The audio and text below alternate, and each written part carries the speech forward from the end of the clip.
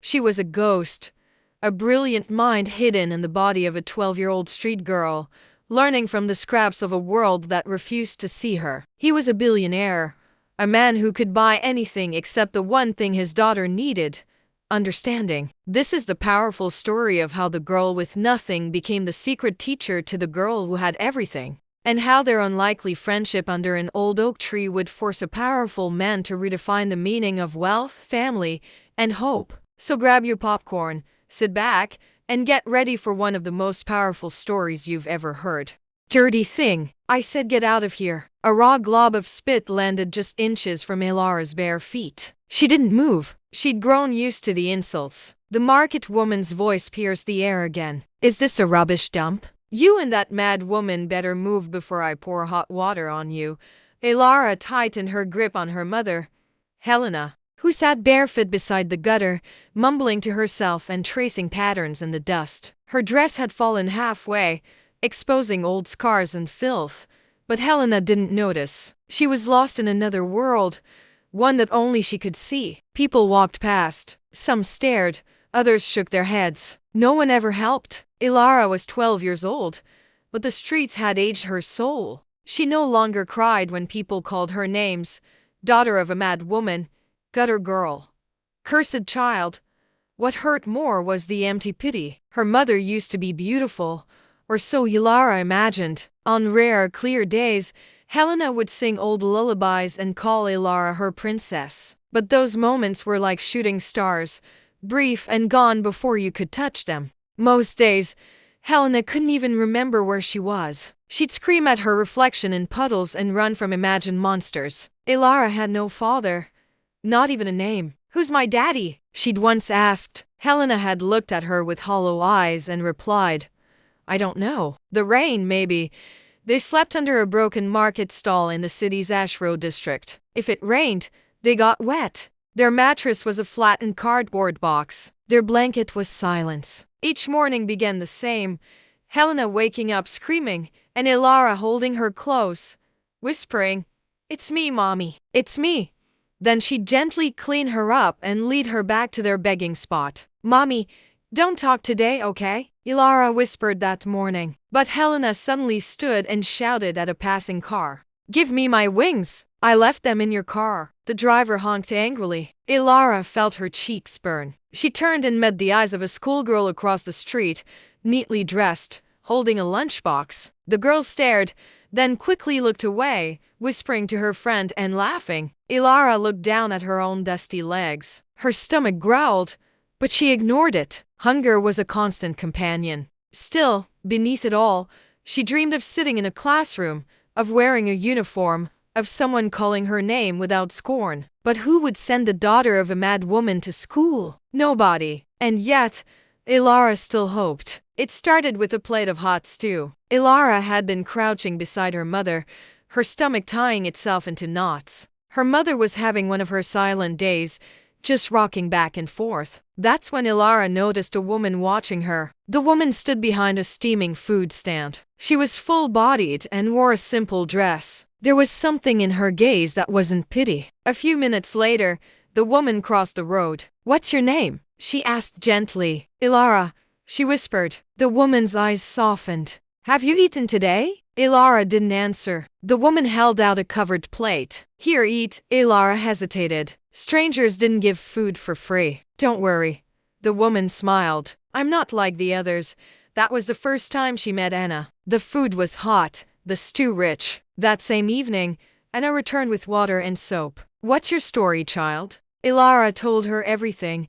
The madness, the hunger, the dreams. Anna listened, then said, Tomorrow, come to my shop. You'll help me clean. In return, I'll feed you. Deal? Elara nodded so hard her head almost fell off. She swept, washed plates, and served customers. She was a hard worker. One afternoon, Elara sat under the counter, writing numbers in the dirt with a stick. Anna leaned down. Where did you learn that? From watching the school near the main road. I memorized what the teacher said. You mean you've never been to school? I did once for 3 weeks. A kind woman paid, but she moved away, and I was silent for a long time. 3 weeks later, Elara stood inside a dusty public school classroom, her hands trembling. She wore a second-hand uniform Anna had bought for her. It was too big, but it felt like a crown. The first day was strange. Children stared. But the moment the teacher asked a question and Elara answered before anyone else, everything changed. She was brilliant. She answered questions older students couldn't. She memorized poems after hearing them once. Even the headmistress asked, "Who trained this child?" Elara always said, "Anna." But just when life seemed to be turning around, everything changed again. Anna came to the shop one night holding a white envelope. "My sister in England finally processed my papers," she said, tears in her eyes. After 7 years of waiting, Elara smiled. "So, we're traveling?" Anna's smile faded. "No, Elara, just me." The room grew quiet. "What about me? I paid for your school up to this term." Anna sighed. "Maybe God will send someone else to help you." "I've done all I can." Elara wanted to scream, to beg, but she only nodded. 3 weeks later, Anna was gone. The next term's fees were never paid. The headmistress called her one day. "We're sorry, Elara. Without fees, you can't remain here." She stood outside the school gate for hours, clutching her bag, waiting for Anna to come back. She never did. She waited outside the school gate until the sun began to fall. Her uniform was dusty. Children walked past, laughing, their parents waiting with snacks and hugs. No one came for her. Eventually, the gateman walked up. "Little girl, it's time to go." She didn't go home.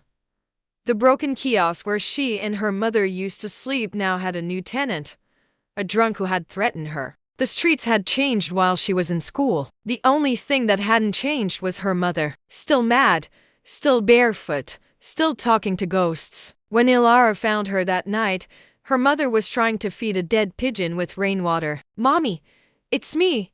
But her mother only hissed and slapped her. Elara wiped the blood from her lip and sat down beside her anyway. The next morning, she wore her uniform again and walked back to the school. She waited. When the headmistress passed, she frowned. "Why are you here again?" "No fees, no school." I'll pay." "I will," Elara stammered. "How? You and that crazy woman don't even eat well."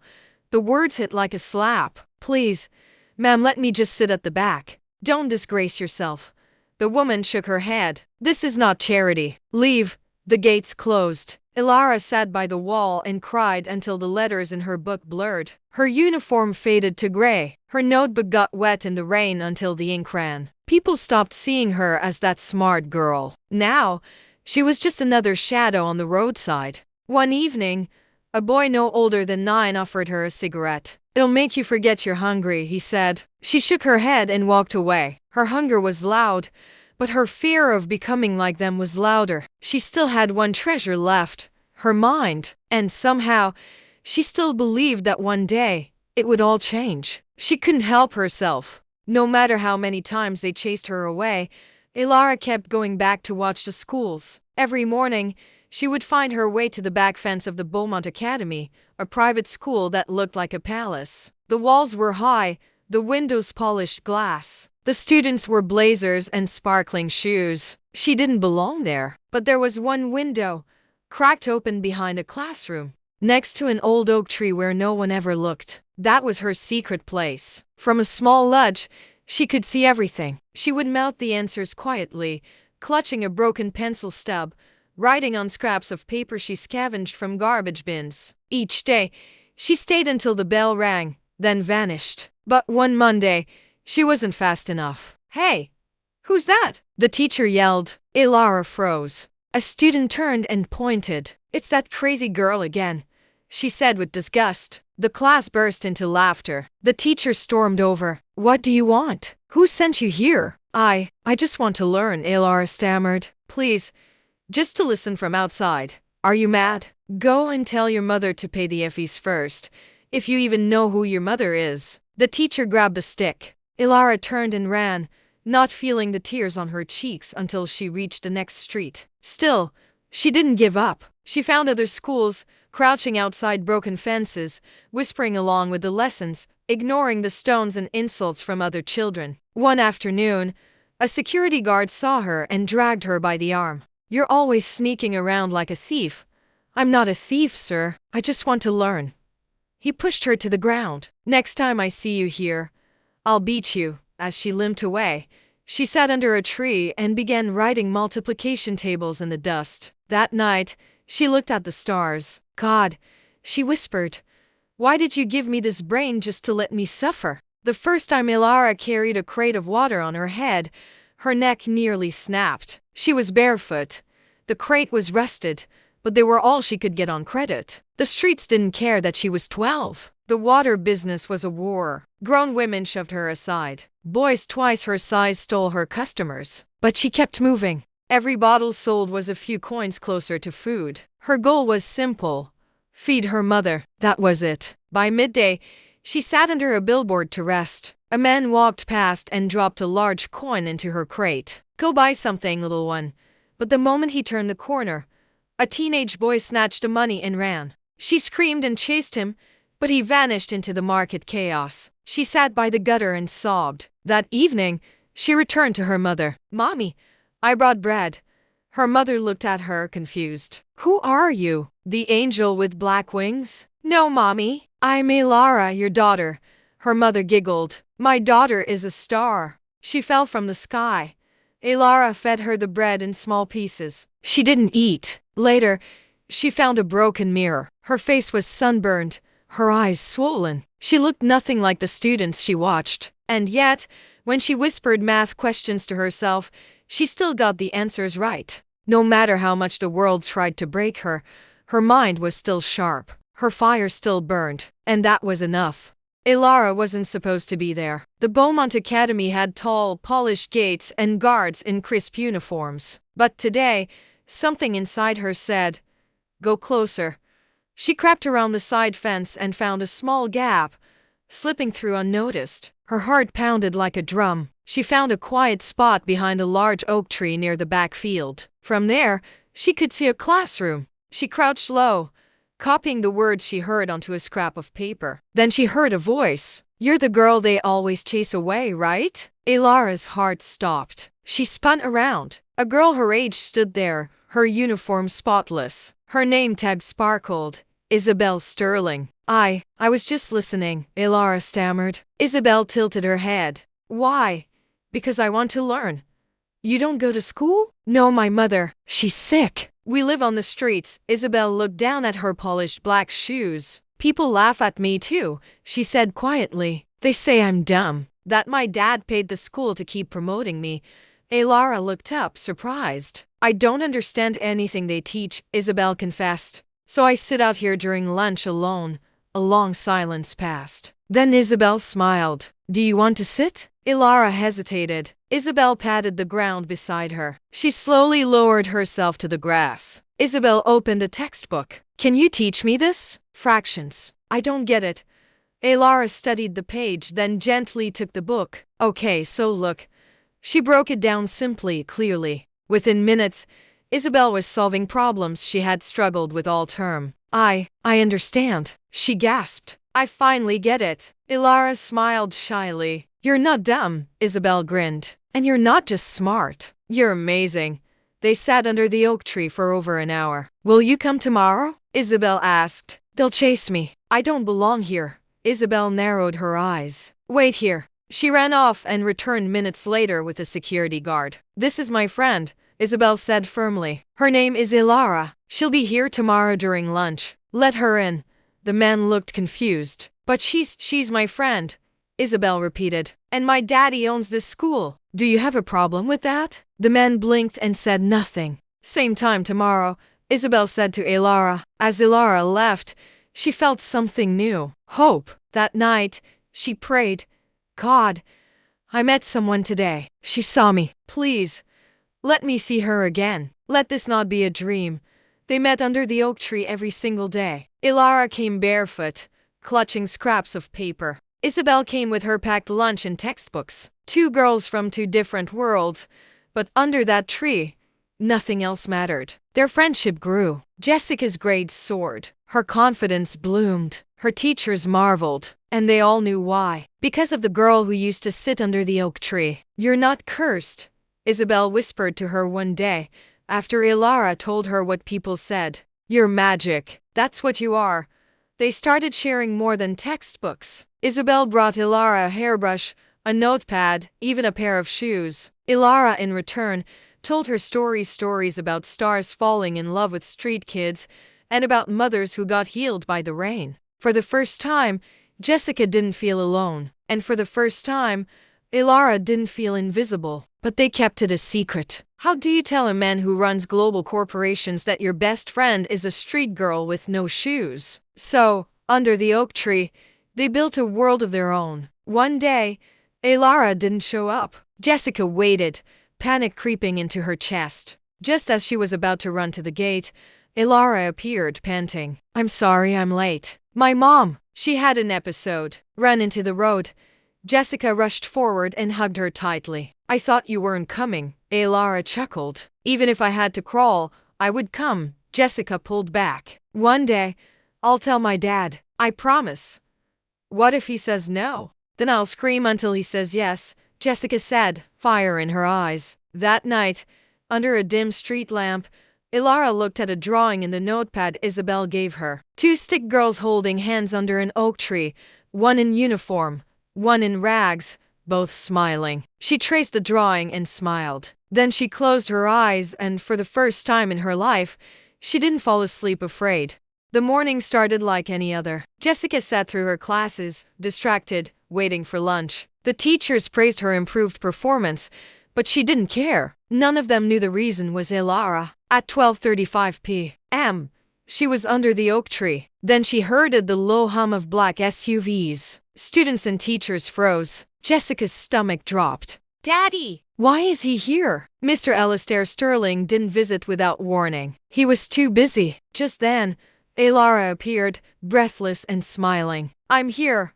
But Jessica wasn't smiling. Her eyes were locked on the tall, impeccably dressed figure stepping out of the car. It was her father. Elara followed her gaze, and her body stiffened. "I have to go," she whispered. But it was too late. "Isabelle," the deep voice echoed. Alistair walked forward, his sharp eyes confused. "What are you doing out here? And who?"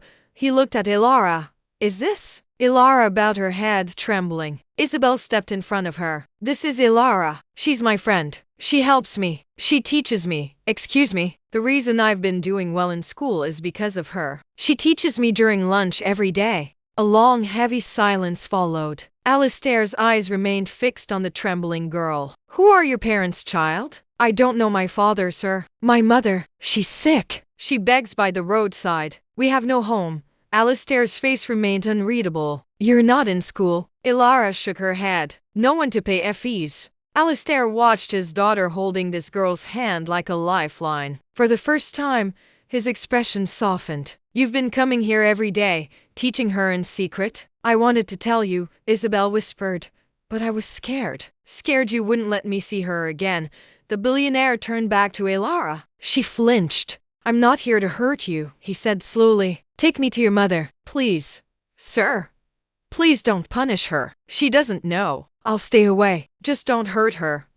"I won't," Alistair said gently. "I just want to see her." 30 minutes later, the convoy pulled into a dusty street in the Iron Quarter. Elara pointed. "She's there." A woman sat on the sidewalk, rocking back and forth, laughing at nothing. "That's my mommy," Elara whispered. Alistair was silent. He stepped down from the car, walked toward the woman, and crouched beside her. "Madam," he said softly. The woman looked up. "Did you bring the sky?" "I left my wings in your car." Tears welled in Elara's eyes. "I'm going to help her," Alistair said quietly. "She needs proper care." He turned to his assistant and gave orders. "Get the best psychiatric unit on the line. Full treatment. No delays." Then he turned back to Elara. "And you?" Elara's heart raced. "From today, you're not a homeless girl." He knelt before her, placed a firm hand on her shoulder, and looked her in the eye. "You have a father now." Elara didn't believe it at first. Even as the car pulled away, even as she watched her mother being gently lifted into an ambulance. She didn't cry. She didn't smile. She just stared. By evening, she had taken her first proper bath in years. The house staff couldn't hide their surprise when Alistair introduced her. "This is Elara. She will be staying with us. Treat her with the same respect you give my daughter." The next morning, Elara stood in front of a mirror wearing a borrowed Beaumont Academy uniform. You look just like me, Isabelle clapped. I feel like I'm dreaming. Elara smiled weakly. But I'm the daughter of a mad woman. No, Isabelle said. You're the daughter of my father now. That day, the two girls walked into the Beaumont Academy together. Gasps followed them. Teachers blinked in confusion. Wasn't that the same street girl? Yes, it was. But today, she walked through the front gate as a student. In class, she was brilliant. The teachers were stunned. Where did this girl come from? From the street, the principal smiled. But now, she's family. Alistair kept his promise. Elara's mother was placed under expert psychiatric care. Elara visited once a week. The first few times, her mother didn't recognize her. But on the fifth visit, she paused, looked at Elara, and whispered, You look like the sky. Elara burst into tears. She slowly adjusted to her new life. Some nights she still woke up gasping, but gradually her smile became freer. She and Isabelle were sisters now, not by blood, but by bond. Isabelle's grades soared. One Friday, Alistair called Elara into his study. I've been watching you, he said. You've changed my daughter's life. And mine. As far as I'm concerned, you're my child. He handed her a brand new tablet. Elara stared at it like it was made of gold. Thank you, sir, she whispered. Thank you for seeing me when nobody else did. He placed a gentle hand on her head. You were never invisible, Elara. You just needed someone to look close enough. That night, Elara sat in the garden. My name is Elara, she whispered. Daughter of no one, friend of Isabelle, student of Beaumont Academy. And now, she smiled. I have a father. She closed her eyes. God, you gave me everything I asked for. I promise I won't waste this chance. And so, the girl the world called daughter of a mad woman became something far greater. A symbol of hope, a walking miracle, a living answer to her own desperate prayer. The future had finally opened its doors, and she walked through them, head held high. No child is born worthless. With kindness and opportunity, even the most forgotten soul can rise. True greatness isn't where you come from, but what you do when someone finally sees you.